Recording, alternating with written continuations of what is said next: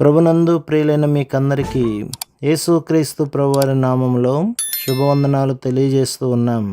దైవజనులు బ్రదర్ భక్త సింగ్ గారి పరిచర్యలో నుండి అలసిన వాణిని ఊరడించు మాటలు. ఆగస్టు 3. తోటి పెద్దను, నేను మీలోని పెద్దలను హెచ్చరించుచున్నాను. పేతురు రాసిన మొదటి పత్రిక 5వ అధ్యాయం 1వ వచనం. ఎవరైతే సంఘంలో బాధ్యత కలిగి ఉన్నారో వారు కొంతమంది పెద్దలను సంఘము కొరకు ఏర్పరచవలసి ఉన్నది. ఇది ఎంతో భారభరితమైన బాధ్యతతో కూడిన పని. దేవునిచే బోధించబడి క్రమమును ఓర్పును కలిగి ఎంతో ప్రార్థనాపూర్వకముగా వీరిని నియమించవలసి ఉన్నది. దేవుని చిత్తానుసారముగా కాక క్రమము లేని వారిని పెద్దలుగా నీవు ఏర్పాటు చేసిన ఎడల అట్టివారు సంఘములో సమస్యలకు కేంద్రముగా లేదా సమస్యలను సృష్టించువారుగా ఉందురు. చాలా సంఘములలో పెద్దలైన వారు దేవునిచే పిలువబడని వారుగా ఉండుటను బట్టి ఎన్నో సమస్యలతో బాధపడుచున్నారు. కొంతమంది తమకు తామే ముందుకు వచ్చి పెద్దలుగా వ్యవహరించుదురు. మరికొంతమంది ఆత్మీయముగా చచ్చిన స్థితిలో ఉన్న తమ స్నేహితుల ద్వారా ముందుకు నెట్టబడి పెద్దలుగా వ్యవహరించుచున్నారు.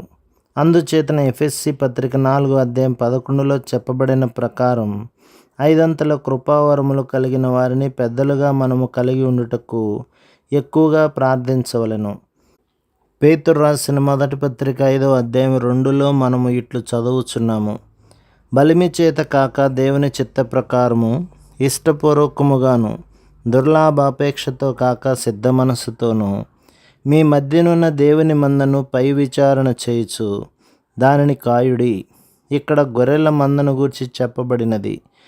మరియు మంద కాపరి ఎప్పుడునూ తన గొర్రెల యొద్దనే ఉండవలెను. కాపరి గొర్రెలను వివిధ రకములైన పచ్చిక బయలులకు తీసుకొని వెళ్ళును.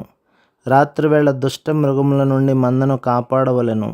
మంచి కాపరి రాత్రింబవళ్ళు తన మందను కాయును. అటువంటి వారే ప్రేమ దయగలిగి మంచి కాపరులుగాను పెద్దలుగాను ఉండగలరు. కానీ అనేక సందర్భములలో వీరు గొప్ప స్థానము మరియు అధికారమును కోరుకొందురు. వీరు గొర్రెల కొరకై ఎటువంటి త్యాగము చేయరు.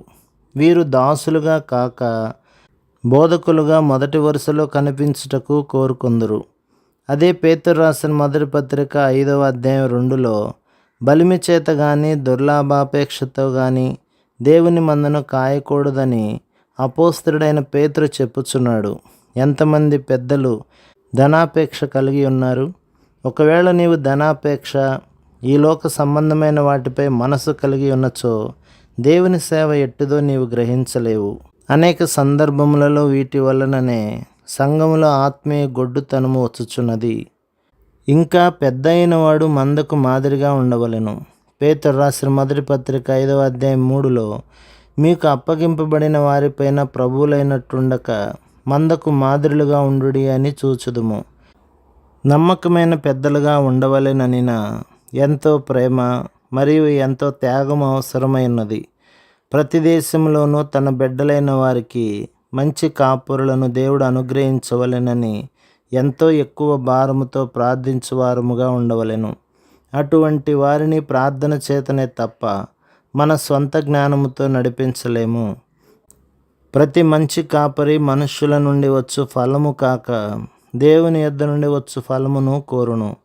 మంచి కాపరి మానవునిచే పిలువబడినవాడు కాక దేవుని చేత పిలువబడినవాడు గనక అతడు మనుష్యుల నుండి వచ్చు ఘనత కాక అనగా ఫలము కాక దేవుని యొద్ద నుండి వచ్చు ఘనతను కోరుకొనును.